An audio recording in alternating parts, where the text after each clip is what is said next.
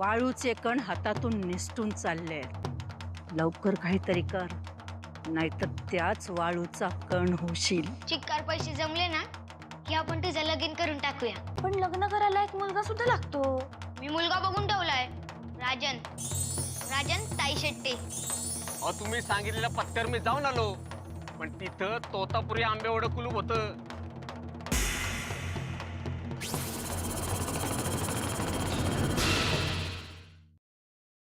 तुझ्यासाठी चहा घेऊन आले आणि तू काय अगं तुला शोधत शोधत इकडे आलोय. असं एका जागी उभं राहून बरं शोधतात तरी तुमच्या. जानकी मला थोडं बोलायचं आहे. काय पण तिकडे काय झालं ते सांग. बाकी काही नाही ऐकायचं मला. सांगतो. डहाणूला किल्लेदारांची कुठली फॅक्टरी आहे का? त्यांच्या 10 ठिकाणी फॅक्टरी आहे. तुझी सोय कुठे लागली सांग ना. डहाणूला त्यांच्या फॅक्टरीमध्ये हिशोबनीस म्हणून कामाला घेतलंय. 4,000 रुपये पगार आहे. राहायला खोली पण देणार आहेत आणि भत्ता सुद्धा. देवच पावलं म्हणायचा. बघ ना कधी काहीच नव्हतं आणि आता मिळालं तरी एवढं. आणि महत्वाची गोष्ट तर पुढे आहे. अरे जरा थांब, मी देवासमोर साखर ठेवून येते. थांब.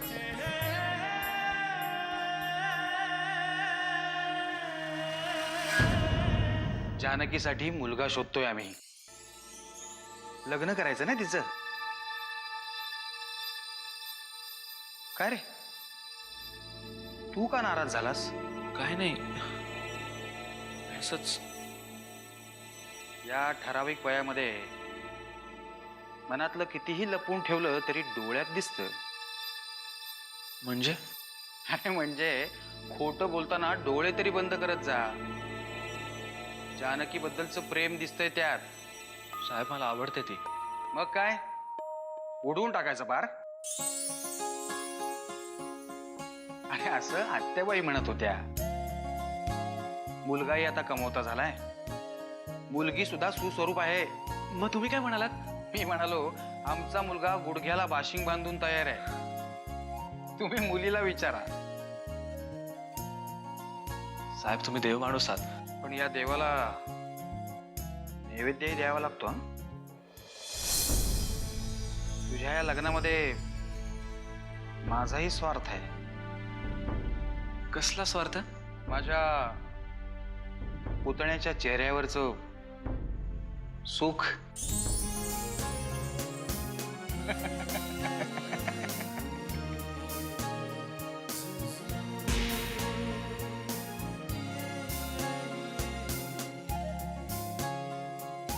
साखर.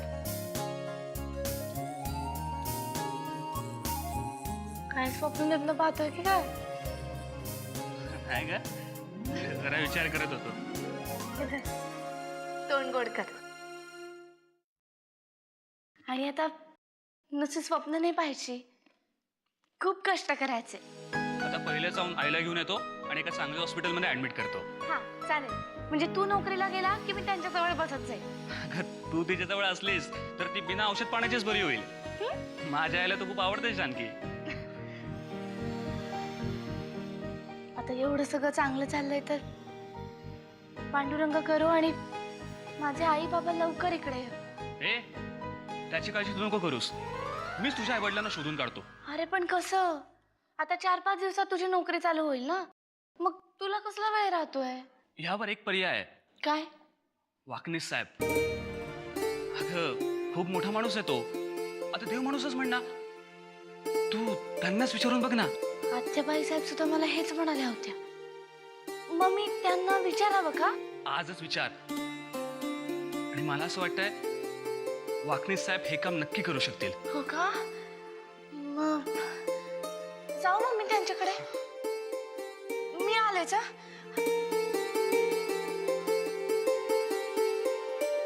वाकनी साहेब, थोडं बोलायचं होतं. थोडं कशाला, भरपूर बोल. थोडं बोलून धड तब्येतीची विचारपूस पण करता येत नाही.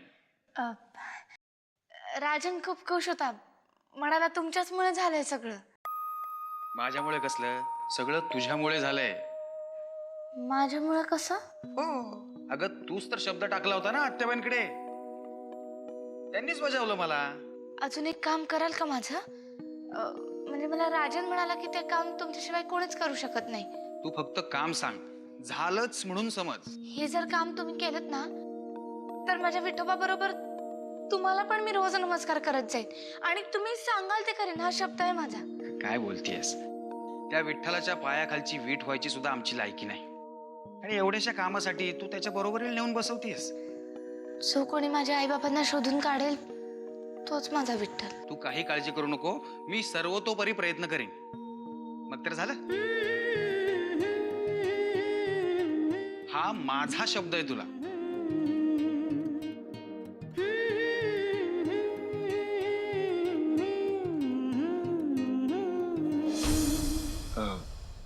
जानकी, काय झालं?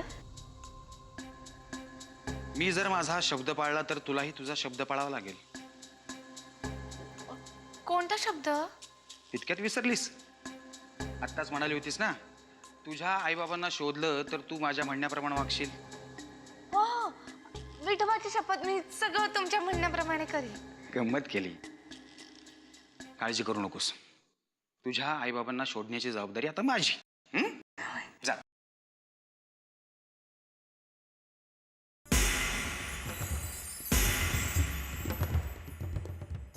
एक बोट पकड.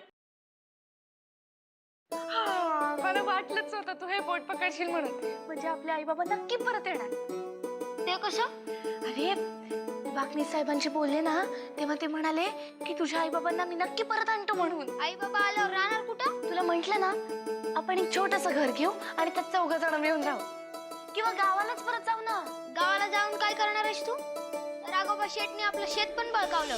राघोबाच्या तर एक दिवस नाही ना त्याला शेताच्या बांधावर फोडलं तर नावाची जानकी नाही मी. हा, मी पण त्याच्या डोक्यात दगड घालणार. अरे वा, अरे माझ्या वाघा. आणि नंतर आयुष्यभर दगडी फोडत राहणार ना जेलमध्ये. आणि मग सैन्यात कोण जाणार रे? त्या राघोबाचा पोरगा. आधी मला शाळेत जाऊ दे, मग जाईन सैन्यात. आता आत्याबाई साहेब म्हटल्यात ना तुला शाळेत घालणार म्हणून, मग असं सारखं सारखं विचारू नये. मग कधी घालणार आहे मला शाळेत? ये, जास्त प्रश्न विचारू नको. एक तर इथे राहायला दिलं हेच खूप समज. दिवसभर मला इथं काही काम नसतं, मग तुम्हाला काहीतरी काम दे. तुला काम हवंय?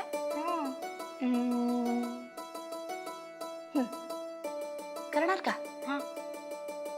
तिकडे जायचं आणि गपचूप मांडी घालून शांत बसायचं, एक काही प्रश्न न विचारता. करणार? जा जा.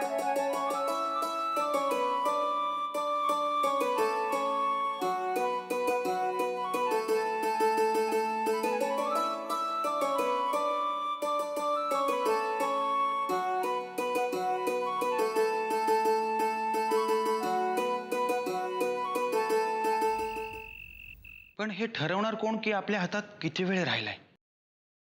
अमुक 1 तारीख अशी कुठलीही डेडलाईन भवानी माईनं आपल्याला दिलेली नाहीये. नरसिंहाच्या गादीत घुसलेलं ते पंख्याचं पातं तुम्ही पाहायला हवं होतं. मग कळली असती तुम्हाला डेडलाईन. सत्याबाई, या घटनांकडे आपण अपघात म्हणून बघावं किंवा निव्वळ योगायोग. काठावर बसून बुडणाऱ्या माणसाला हातपाय मार रे म्हणण्यासारखं आहे हे. तुमची तगमग मी समजू शकतो. माझी तगमग सोडा हो.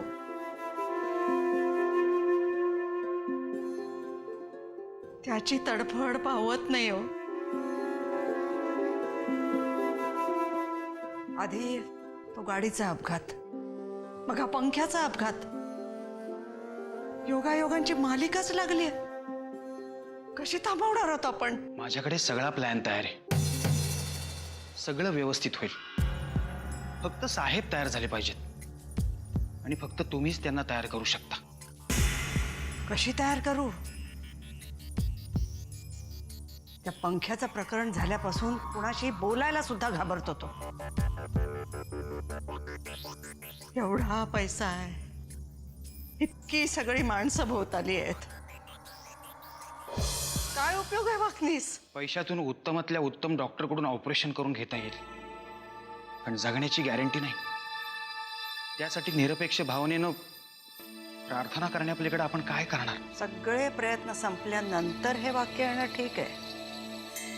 एवढ्यातच थकलात? आत्याबाई, थकणं मला माहिती नाही. नरसिंहालाही हारणं माहित नाही. मग लढाई सुरू होण्याच्या आधीच अशी हार का पत्करली त्याने? कदाचित साहेबांना मृत्यू तर दिसला नसेल. वाकनेस, जो शब्द विचारात आणायला सुद्धा मी टाळतीये तो जिभेवर नाचवू नका. चुकीबद्दल माफ करा, पण मला असं म्हणायचं होतं की एवढ्या अपघातांनंतर सुद्धा साहेब वाचलेच ना. ती नर्मदेची पुण्याही त्याच्या पाठीशी आहे म्हणून. हो, पण आणखी किती दिवस राहणार तशीच? म्हणजे माझा विश्वास नाहीये, पण लोक म्हणतात की वर्षभरानंतर मृतात्म्याला गती मिळते, म्हणून तर आपण वर्ष श्राद्ध घालतो ना. आता नर्मदा वहिनींना जाऊन 4च महिने झालेत. मग असं समजायचं का की आपल्या हातात फक्त 6च महिने फक्त उद्याचाच दिवस आपल्या हातात आहे असं समजून कामाला लागा.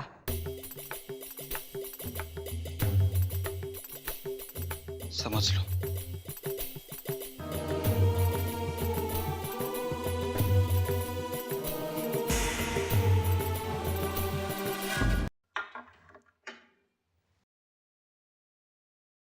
अमृताचं इथे पाणी ठेवलंय.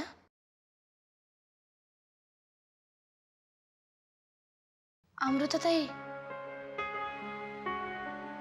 काय झालं? जानकी, आज बाबांच्या खोलीत काय घडलं माहितीये तुला? हो, दाम काका बोलले मला. त्यांनी तो तुटलेला पंखा सुद्धा दाखवला मला. गेले काही दिवस ना अशाच काहीतरी विचित्र घटना घडतायत ग. बरं, त्या का घडतात याचं उत्तर कुणाकडेच नाहीये. मला माहिती असं का होतंय ते. का होतंय? आणि अगं, तुला माहिती आहे तर तू सांगितलं का नाहीस इतके दिवस? ते असं सांगून नाही होत. त्यासाठी ते होम हवन यज्ञ वगैरे करावा लागतो. काय? अगं, बाबांच्या बाबतीत जे काही घडतंय ते आणि हे होम हवन याचा काय संबंध आहे?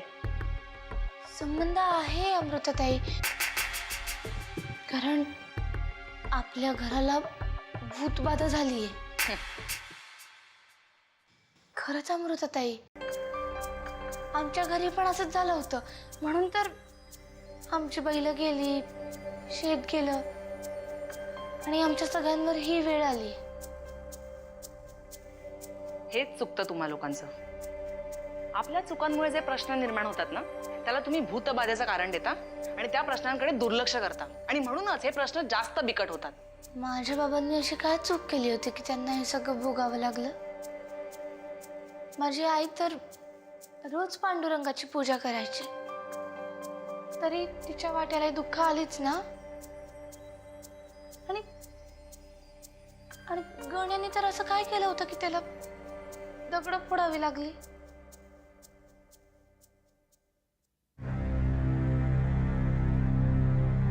जानकी, अगं, तुझ्या घरच्यांच्या बाबतीत जे काही घडलं ना ते ते कोणाच्याही बाबतीत घडू शकतं. पण आमच्याच बाबतीत घडलं ना, त्याला काय म्हणाल तुम्ही? निव्वळ योगायोग. आणि माझ्या बाबांच्या बाबतीतही जे काही घडलं ना त्यालाही मी निव्वळ योगायोगच म्हणेन. आणि तू हे जे भूत भूत म्हणतेस ना ते कोणी पाहिलंय का? हो, आपल्या गावातल्या भवानी माईनी पाहिलंय ना. ती भवानी माई तर माझ्या डोक्यात जाते. कसले तरी तंत्रमंत्र करत असते उगाच आणि गावातल्या सगळ्या लोकांना घाबरवून ठेवते. तिच्या तर झिंजा धरून एकदा गावभर फिरवलं पाहिजे तिला. असं नका बोलू अमृताताई. सगळी भूत घाबरतात तिला. पिंपळावरचं भूत, पारावरचं भूत, आंब्याच्या झाडावरची हडळ सगळे घाबरतात. तू घाबरतेस का? आधी नाही घाबरायचे, पण आमच्या घराच्या बाबतीत असं घडल्यानंतर खूप घाबरते.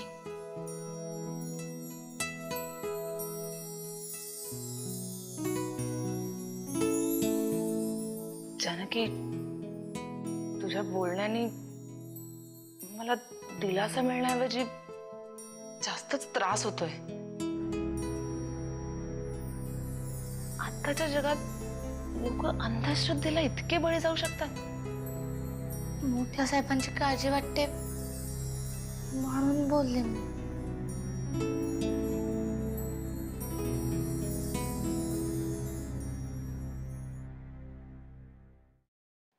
काय रे, एवढ्या रात्री काय काम काढलंय? आत्याबाई, थोडं बोलायचं होतं. या घरात बोलण्यासाठी तुला कधीपासून परवानगी काढायला लागली? विषय थोडा नाजूक आहे. कुठली गोष्ट तुझ्यापासून कधी काही लपवली गेली? मग बोल ना.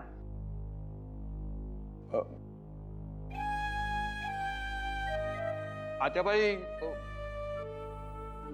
नवसाईच्या पूजेच्या वेळेला दिवा विझला. दामू,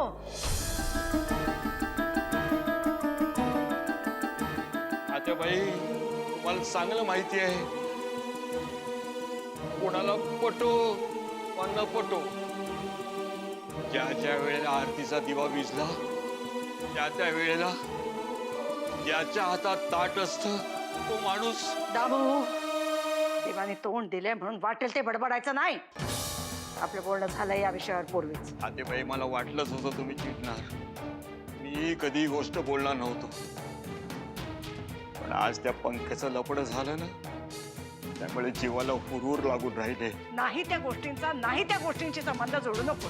आत्याबाई, तुम्हाला चांगलं माहिती आहे, घरात जे काय चाललंय ते बरं नाहीये. बोल बाबा बोल, तूच एकटा बोलायचा राहिला होतास. ह्याच्यावर काहीतरी उपाय असेल की नाही? आम्ही काही हातावर हात ठेवून स्वस्थ बसलेले नाही आहोत. आमच्याच्याने जे जे होतंय ते प्रयत्न आम्ही करतोच आहोत. आत्याबाई, त्या तुमच्या गावच्या भावानी माईशी बोललात या बाबतीत? असं म्हणतात तिला पुढचं सगळं दिसतं. नाही, अजून नाही विचारलं, पण विचारू. तशी वेळ आली तर विचारू. आमचेही प्रयत्न चालूच आहेत. बघू, होईल काहीतरी. तू जा आता. आत्याबाई, अहो एवढ्यात कसं दामू काकांना जायला सांगताय तुम्ही? दामू काका म्हणजे या घरातलं सगळ्यात जुनं नोकर माणूस. अहो साहेबांना त्यांनी हातावर खेळवलंय. अहो यांच्याही शब्दाला या घरामध्ये मान आहे ना. तुम्हाला काय म्हणायचंय वाकनीस? मला असं म्हणायचंय, दामू काका, तुम्ही ज्या गोष्टी म्हणताय त्यातली कुठलीही गोष्ट साहेब गांभीर्याने घेत नाहीयेत. आम्ही सगळ्यांनी सांगून बघितलं, पण वाकनीस, साहेब तुमचं ऐकत नाही, मग कुणाचं ऐकणार? तुमचं नक्की ऐकतील साहेब. काय आहे, प्रत्येकाच्या बोलण्याला एक वजन असतं, आपुलकी असते. आता आत्याबाई आणि मी प्रयत्न करतोच आहे, पण साहेबांना तुमच्याबद्दल सुद्धा लढा आहेच ना. वाकनीस, कुठला विषय कुठे नेताय तुम्ही? मी बरोबर बोलतोय आत्याबाई.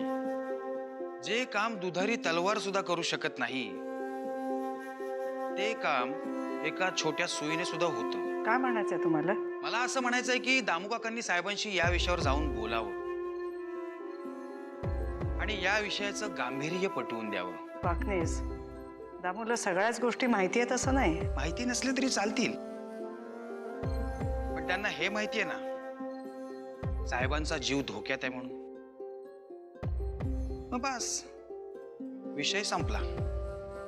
दामू काका, तुम्ही साहेबांपाशी जा आणि तुमच्या मनामध्ये जे काही साचलंय ते मोकळेपणाने बोला. हा, या तुम्ही.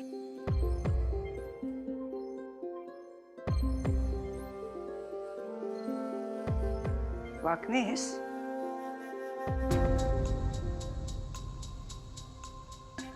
सगळ्यांनाच ही गोष्ट कळली आहे म्हटल्यावर नरसिंह चिडायचं तर नाही ना? साहेबांनी चिडावं म्हणून तर दामू काकांना पाठवलंय त्यांच्याकडे. साहेबांनाही कळू द्या ना की रान चहूबाजूने पेटलंय ते.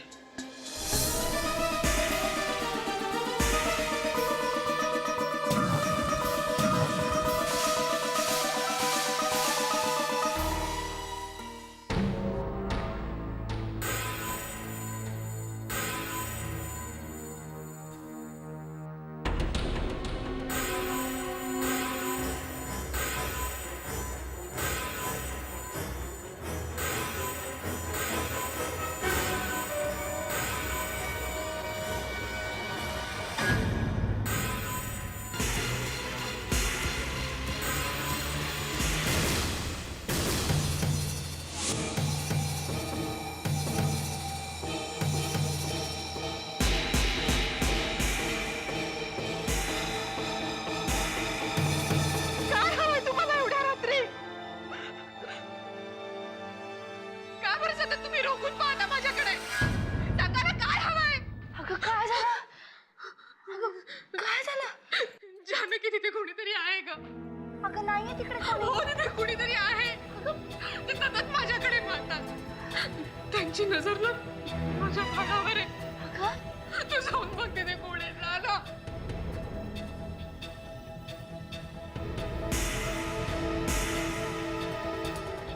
अगं इकडे कोणीच नाही सुमिताई.